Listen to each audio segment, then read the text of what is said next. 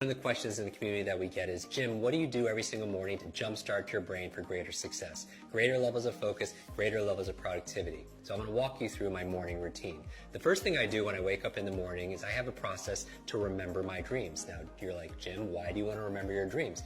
The reason why is often as you spend your day learning and working to solve problems in your work, in your life, and everything else, when you sleep, your mind doesn't stop. Your unconscious mind is still working on those problems, and you come up with incredible insights and solution. The challenge is in the morning, most people don't remember their dreams. So we teach a process on how to do that.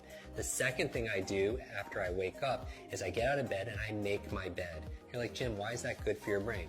Two reasons. Number one, clean environment is important for you. Like, you know, when you clean off your desktop, you clean up your office, your bedroom, you have a clearer mind. The second reason why is I want to start my day with success, because how you do anything is how you do everything. So you start with excellence. Take 2 minutes, make your bed, and it's really great because when you come home at the end of the day, you come back full circle back to success.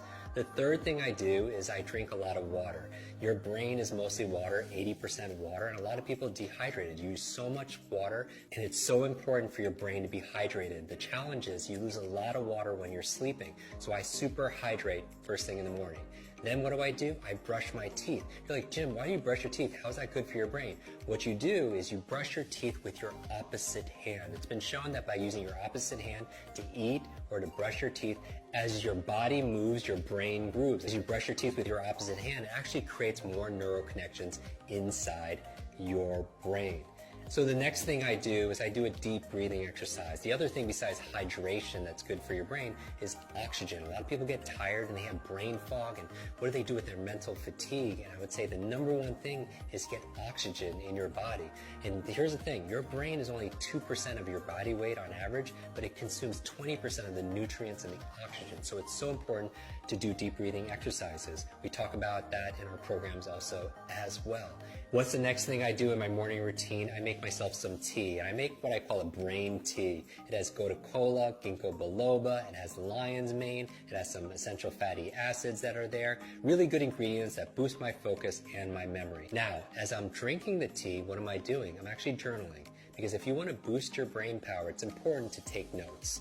And I do a whole process where I teach you the best ways of taking notes and making notes to be able to plan out your day and also to be able to write the things that you're most grateful for. So I go through this gratitude process in my journal because I feel like your brain really thrives on gratitude.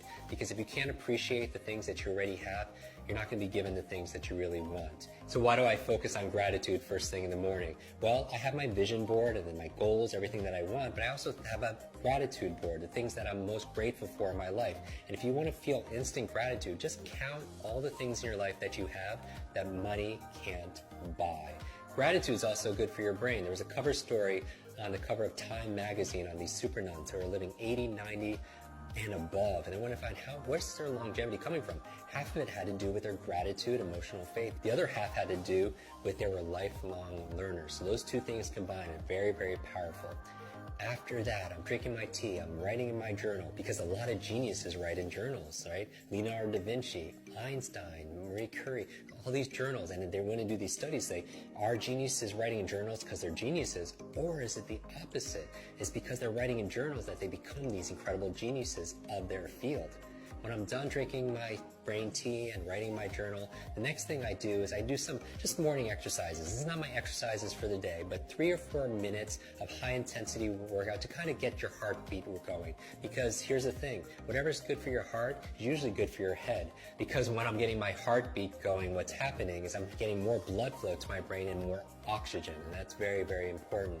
So what do I do next? I make my brain power smoothie. And you're like, Jim, what's a brain power smoothie?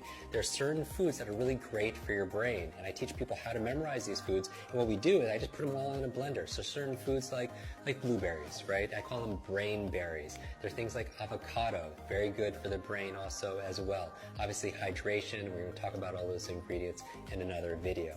So as I'm drinking my brain power smoothie, what am I doing? I'm reading, right? 20, 30 minutes a day of dedicated reading, because leaders are readers. And you're like, Jim, I can't read a book a week, because the average person reads only about 1 or 2 books a year. but the CEO reads about 4 to 6 books a month, right? So you want to get to about a book a week.